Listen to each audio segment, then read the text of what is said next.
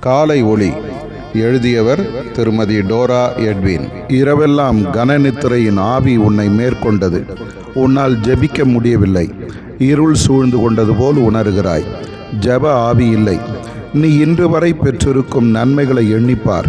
உன்னால் எண்ணி சொல்ல முடியுமா? ஸ்தோத்திர பாடல்களை பாடு. துதி ஸ்தோத்திரங்களை ஏறிடு.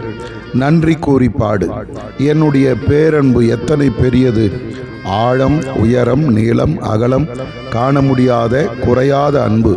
உன் பாவங்களையெல்லாம் மன்னித்த அன்பு. உனக்காக சிலுவை சுமந்த அன்பு. உன் சாப ரோகங்களை சுமந்து தீர்த்த அன்பு. உன்னை தேடி வந்த அன்பு. அந்த அன்புக்கு பதில் உன்னிடம் உண்டா? உன் இருதயம் கல்லை போல காணப்படுகிறது. அதில் அசைவு இல்லை. ஒன்று செய். முழங்காலில் நின்று என் வசனங்களை தியானி. உன் பாவங்களை, உன் அன்பற்ற தன்மையை அறிக்கை செய். உன் தலையை நிமிர்த்தி சிலுவையை நோக்கிப்பார். உன் இருதயம் நொறுங்கட்டும்.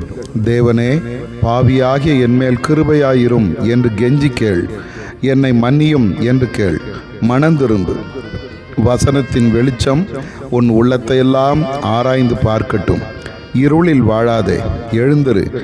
என் பிரசன்னத்தின் வெளிச்சம் உன்னை தூக்கி எடுத்து கன்மலை மேல் நிறுத்தட்டும். உன் முழு இருதயத்தோடும் என் அண்டை திரும்பு. இந்த நாளின் ஆசீர்வாதங்களை இழந்து விடாதே. ஆதார வசனம்.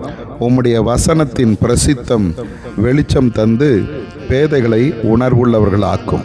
சங்கீதம் 119, 130.